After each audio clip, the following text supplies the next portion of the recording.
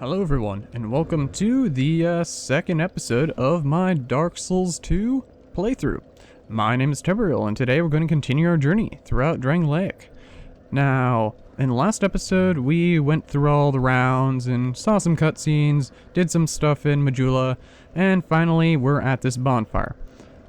Now, this is my faith-built character. As I said in the last episode, I have a little bit of a direction for him to go in, although things are still a tad bit aimless. So in that case, I may end up having you guys decide what he's ultimately going to be. If you guys like that, put it down in the comments, and if not, if you want me to choose, just put that down instead. If there's lack of activity, I just might go ahead and choose myself. Now, this says it's locked. However, it looks like a rickety old door, and this is, unlike in the last episode, one of the cool things about Dark Souls 2. In the last episode, there was a door that was locked that the blacksmith couldn't get into. However, there was a window wide enough for him to go into, and because of game mechanics, he couldn't have just gone in there and unlocked it himself. But with doors like this, usually in most games you wouldn't be able to open them. However, in this one, you can just smack it down. And there are a couple doors like this in the game, which is actually kind of cool. Hand axe and radiant life gem. Radiant life gems are like life gems, but a little bit better, which is probably a bit obvious from the name, but you know, I figured I'd go ahead and explain anyways. Small leather shield and repair powder. Repair powder is very useful, especially in the PC version of the game. As I said in the last episode, that is because in the PC version, you lose durability faster on your weapons and armor than you do in the console versions. I'm not sure if they fixed that or if they can fix it. However, it is an unfortunate fact. Here we got another Estus Flask Shard and a small white soapstone. So, those are quite nice. And that makes it so we have 3 Estus Flasks. However, we need to give them back to the Emerald Herald first. So let's go ahead and just drop off here. And we got a Divine Blessing, like in Dark Souls 1. So let's go back really quick. I may cut this out if needed. All I'm doing is really just going back and doing some stuff with the Emerald Herald, but let's go ahead and talk to her.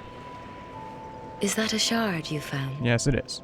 Here, let me see it, so that I may help you. To see light, to see hope, however faint it might be. Okay, so we'll go to the upgrade Estus Flask. We'll give her 2 of these.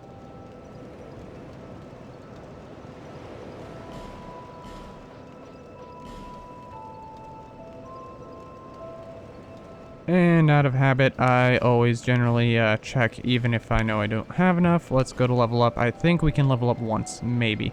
Oh, we can level up a couple times. That's good. So, okay. This is going to be strength and faith mostly. Wow, our endurance kind of sucks right now. So I think I'm going to up that a bit as well. Didn't realize I was so low with this character, because I just didn't see that. But that's fine. Let's go ahead and actually pop a few of these really quick. And let's go ahead and level up once more.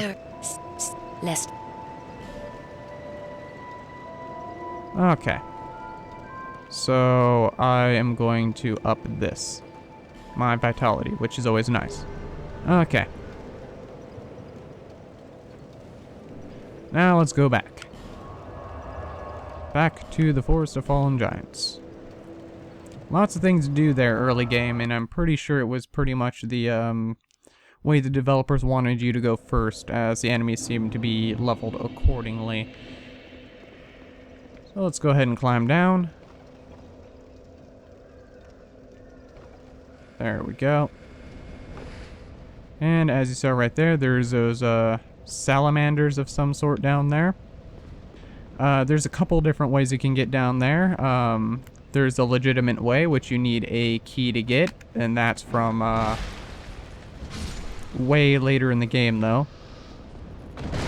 And then there is the not legitimate way, which is by just plopping down there and then down there. I believe you need the cat ring, though. So you probably want to pick that up before even attempting that, unless you have a large amount of health. Oh, that one's locked. Okay. I believe it's this way we need to go. Of course, check out for enemies. I believe that other door's locked. I will check here shortly. You're dead as well. Easy enough. Yeah, it's locked.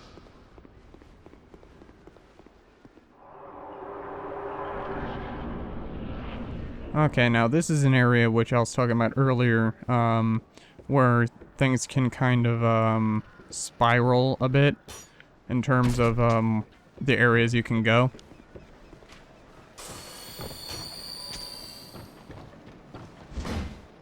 Shh, trying to come up after me. Die, please. There we go. He's dead as well. Gonna have to take out those archers as soon as possible. Probably should have bought some knives. How many of those do we even have? None. None on us. Okay. That's fine. We don't really need them, but they're useful. Okay. Life gem. And I don't think he can shoot arrows at us, but these guys can.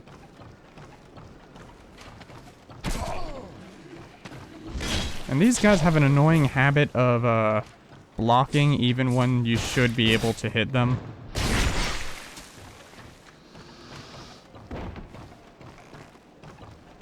And this is a little bit of a hard jump. He will sometimes hit you midair. Thankfully that didn't happen here. And you just go ahead and plop right here. And go over this way. Be sure to stop here. And we got a human effigy. Always nice, of course. And let's go talk to this dude. Oh, I'm sorry. I was just daydreaming, I think. My name is Kale. I'm a traveler like yourself. I'm navigating the continent to create a map. Now, he has a lot of dialogue, so I'm going to go through it in order to get an item from him. Why cartography, you ask? Well, that's a good question. When I first came to this forsaken land, it was... a curse?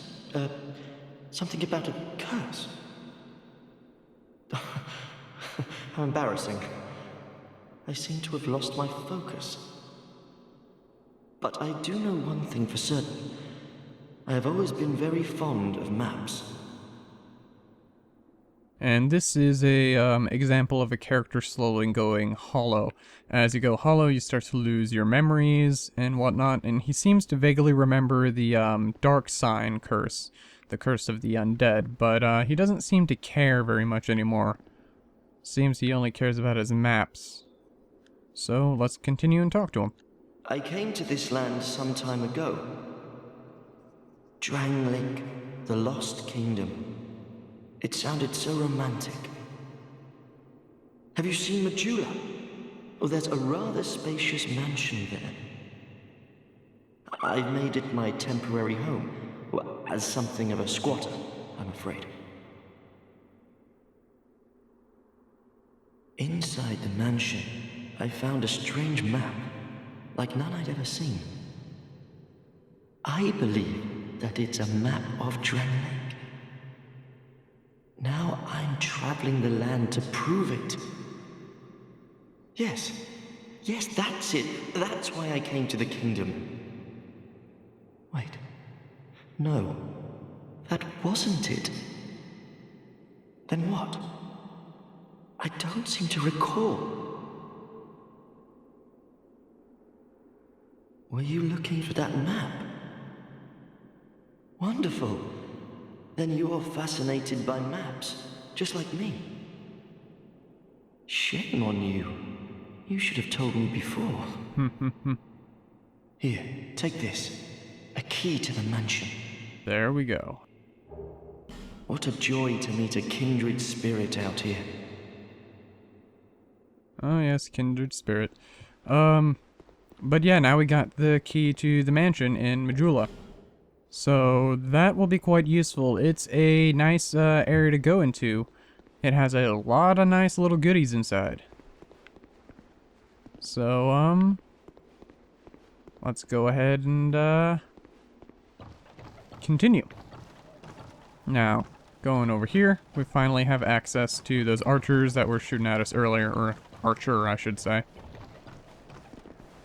Of course, if I just brought a ranged weapon, that wouldn't have been a problem, but, you know, foresight and all that.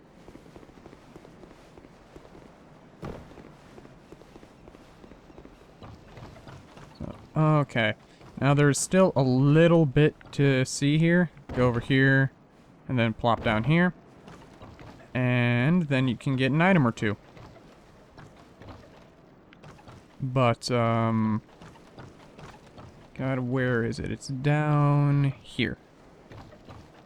Just need to plop down. There we go. Grab this item. Titanite shard used for upgrading, just like in the first game. Unfortunately, we can't get that item over there, and it's guarded by one of those weird turtle knights on that side. However, we will be able to access that side of the map later in the game. Not too much later, but, it'll be a little bit. So, okie dokie. Let's go ahead and plop over here. Let's hope. That guy decided to follow us. Okay. And he's dead. Easy, easy.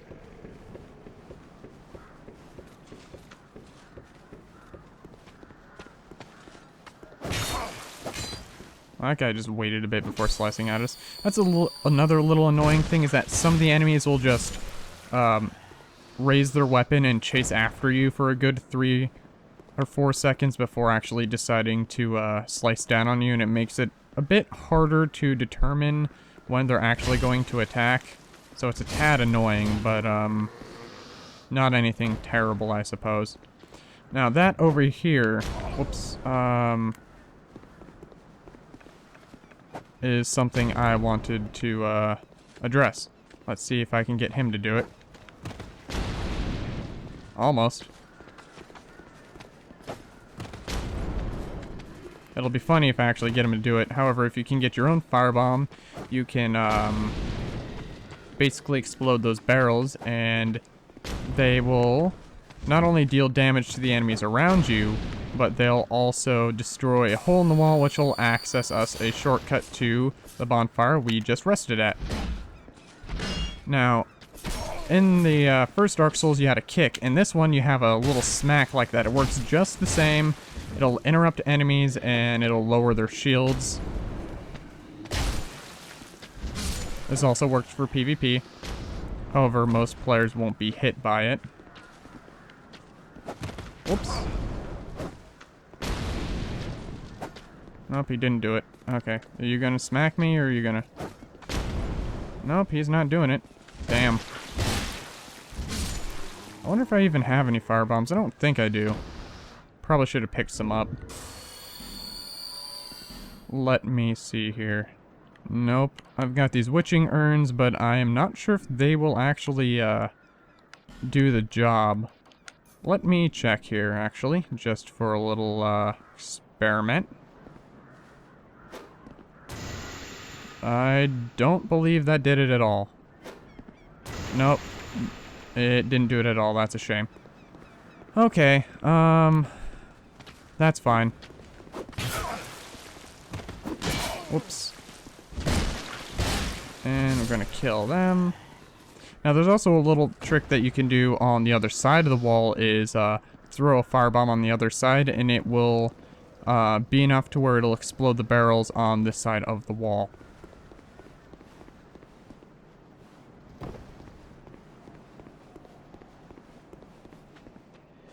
Oh, thank you. That was a little bit of a ridiculous ambush there, don't you think?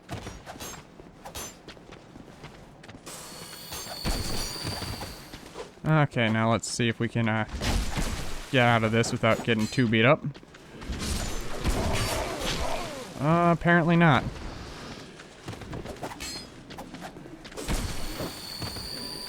These guys are at it for me.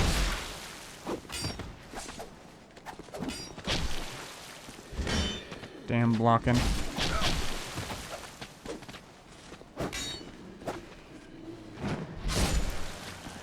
And same to you. And then... Whoops, that's not what I wanted to do at all. I was actually trying to punch him or break his shield, but apparently the game didn't want to do that. So there we go. Got a life gem. Fortunately, we used quite a bit of them earlier. And we got Great Soul Arrow, which we're not going to use. Large Soul of the Lost Undead, and a blue wooden shield. Now, down here, there is a couple nice items to grab. And, yep, trap ahead.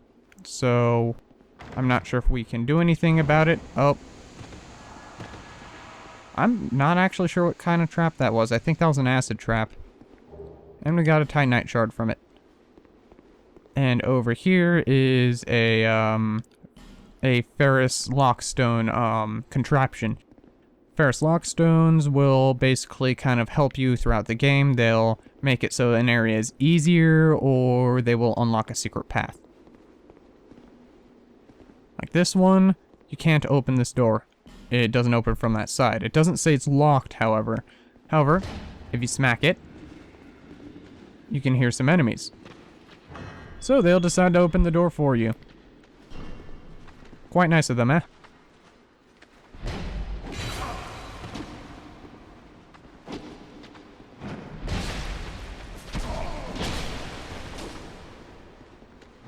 Whoops. Let's go ahead and heal up, use our first Estus Flask, because we are in a bit of dire straits.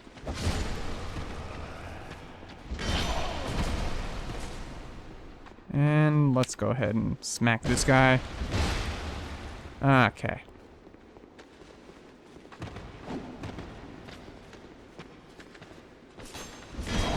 Oh, wow. Okay, yeah.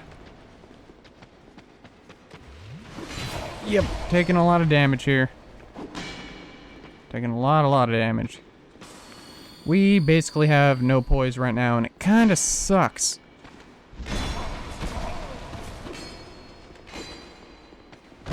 There we go. Come on. Finish up your attack. There we go. I somehow missed that second one. That was weird. Okay. Got him. And got the other one. And now we can go ahead in here and grab the item that's in here. Wasted a lot of life gems, unfortunately, on those guys, but, you know, that'll happen. So, life ring and large titanite shard. Life ring is pretty crap, but it's the only other ring we have, so we might as well put it on. And as soon as I get a Ferrous Lockstone, we'll be coming back here and unlocking that one.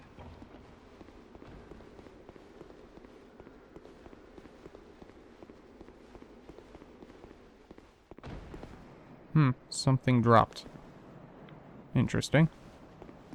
Now, did we actually get any fire bombs from that? No, we did not. So, I think I actually might backtrack and buy some fire bombs really quick. So, I might cut this out here. And I guess I will see you in a bit. Okay, we're back and we have some firebombs. I did buy a bunch and experiment a bit with them, so I will have a bunch of souls that are missing. And I did die once from an unfortunate accident. I mean, it's easy to do that in this game. So, easy enough if you have a fire weapon, or if you use a fire magic, or fire bombs, of course. You just go over here and throw it. There you go. Blows open the wall over here. And like I said, if you aim roughly around this area, you will be able to blow open from this side. So, here we go.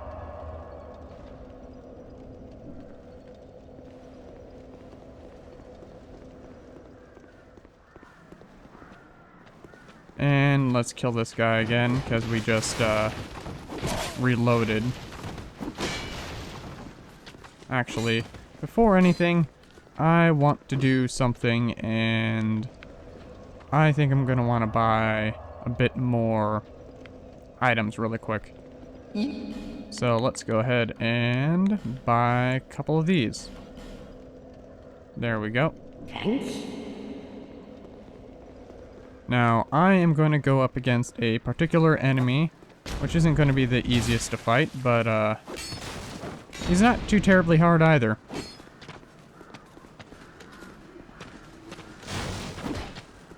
Let's go ahead and not get ourselves caught by 10 different enemies here.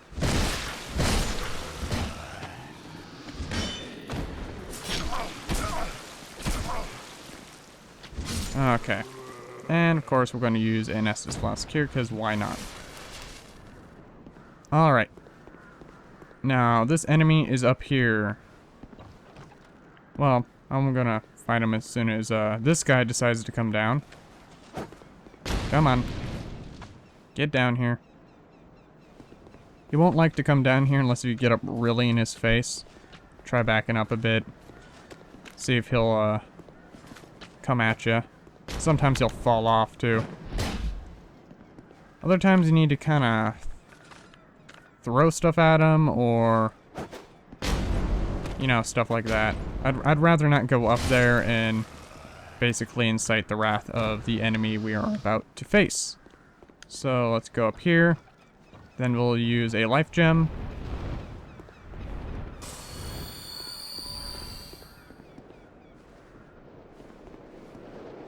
And here is the enemy. This is the Pursuer. He is a boss, and you can fight him here if you want, before you go into the actual boss room. He's actually not too hard to kill. He's got very predictable attacks, for the most part, except for that one. That one isn't too predictable. In fact, he barely uses that one. And you don't want to get hit by that, of course.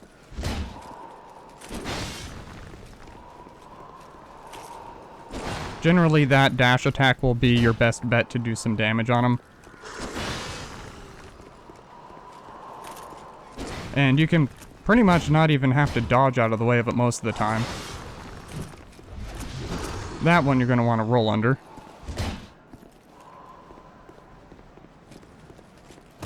Okay.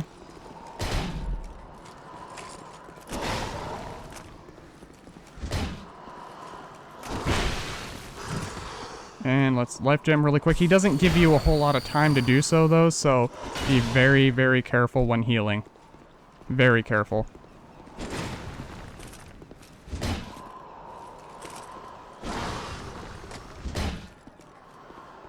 You're going to want to stick to his right side if possible. Or his left side, I should say. You're going to want to keep turning right when fighting him.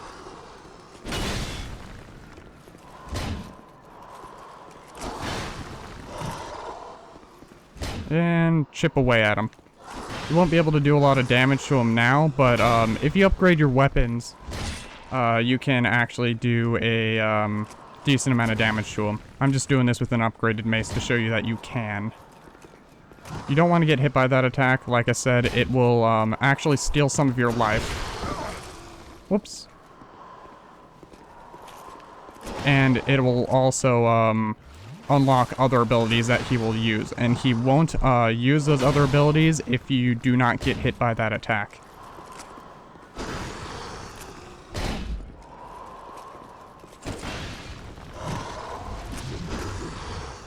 Whoops, I missed that one. Oh god, I got hit by it. That's bad. Right at the end, too. Killed him, though. So we got the Soul of the Pursuer and the Ring of Blades. And we got 17,000 souls. That is a nice chunk. So, Ring of Blades, it increases our physical attack. And that, of course, is also very, very nice. And now that we got a decent chunk of souls, we can go ahead and start to level up a bit and upgrade stuff.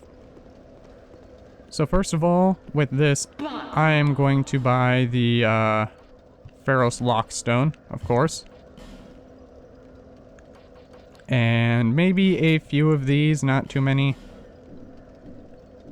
And then we're going to go ahead and rest at this bonfire and travel back to Majula.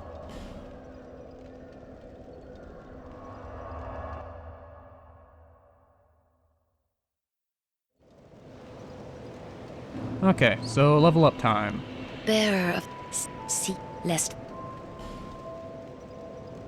Okay. So we're gonna want to get a bit more dexterity, I think. Cause 5 is pretty bad. And I'm just gonna stick with 11, I think. 10 or 11. Gonna stick with 10 for now. Then we're gonna upgrade our faith a bit and strength. There we go. So our dex is at a decent level now. We can wield a decent amount of different kinds of weapons. I don't think we found an Estus flask, so that'll be nice. And now we can open up this shop. And next time we rest at a bonfire, he will get up and move inside here. So we got the short bow from here. It's a decent little thing to get. Ah, yes, very good. Now I can get to work. But first, let me set up. Come again later. Okay. So let's explore a little bit more in Majula here. And we got a life gem. Very nice. Now, going throughout here, we can go ahead and go inside this area. Now that we've got the house key from the nice man back earlier. And these are some very, very large books. You gotta wonder about the beings who made these. And we got a free Pharos Lockstone over here. You'll find a couple of those off corpses, and even some enemies will drop them, but very rarely.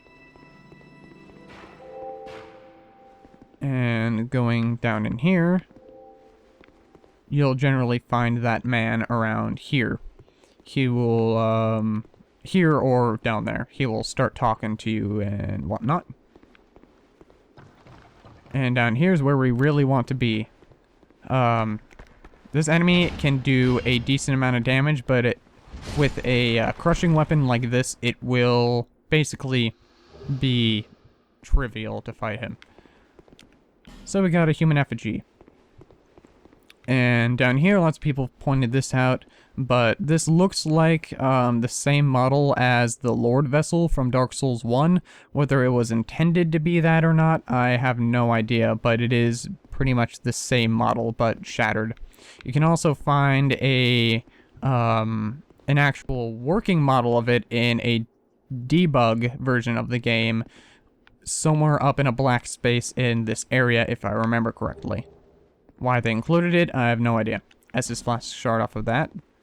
And here is a chest that appeared relatively recently in Dark Souls 2. It didn't used to be here, but they were having this big event thing for the Dark Souls 2 DLC, and they would change the contents of the chest every week. I do not know what the last contents of the chest will be, so let me go ahead and see what it is. Soul Vessel. That's kind of boring, but whatever. Soul Vessels allow you to respec your character's stats, pretty much. So if you don't like how your character turned out stat-wise, you can use a Soul Vessel and just basically reassign all the points. Which is actually really nice that they did that. That's one of the things they did right in Dark Souls 2. So, let's see here. There's still a little bit more to see in this area. Instead of going down, we're going to go up, though. And there's a couple chests, a couple nice little items to find. Like Titanite Shard and Torch. Or 3 torches, 3 Titanite Shards. Very nice. Torches aren't exactly that useful, except for in 1 or 2 particular areas. Let's see here. Nothing here. And I believe that's everything in this part of the area. So let's go ahead and drop off here. And let's see here. Can we use the Hadenite sword? We can now that we have 10. I might use some heavier weapons here soon.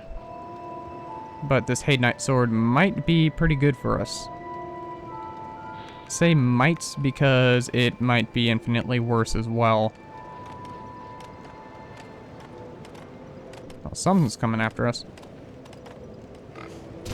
Oh, wow. Tiny pig. Didn't even see him there. As you can see, it doesn't really do as much damage, but it is much faster. Also, this pig is really hard to hit, apparently.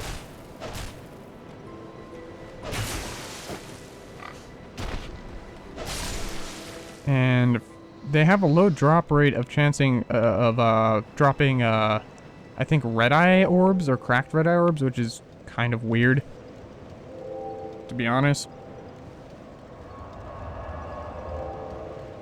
Okay. Now he's finally starting to get to work, so let's go ahead and upgrade some stuff. You, stand back. The name's Lenigrast. Just a simple blacksmith. And you are... another useless traveler. A man ought to labor with his feet planted firmly in the earth.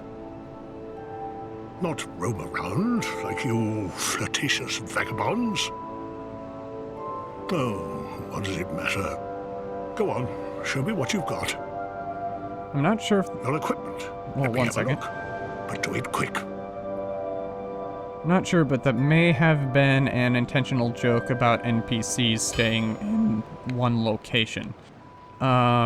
If not, I may be reading a little bit too into it. Sorry, one second, gonna drink some water. There we go, I had a frog in my throat. Okay. Now, there's some, decent stuff here. These robes are actually fairly nice in terms of, armor protection, but, we're probably gonna go with something else. And I want to buy a particular weapon. I think the broadsword would be nice on this character. Not terrible, not great, but decent. Let's see here, that's on 120 CD, BE, so not much of a difference, to be frank, except for the poise and whatnot. Although I like swords a bit more than I like everything else, so I might buy that from him. All depends, really. And Pursuer, I may end up using the Pursuer's Greatsword, so I'm going to save that. However, we've done a lot of faffing about, and I think this is a good place to end this episode now that we've killed a couple things. So, thank you guys for joining me on the second episode of my Dark Souls 2 Faith Build playthrough. hope to see y'all in the next episode, where we will probably be killing the last giant. So, see you later, guys, and take care.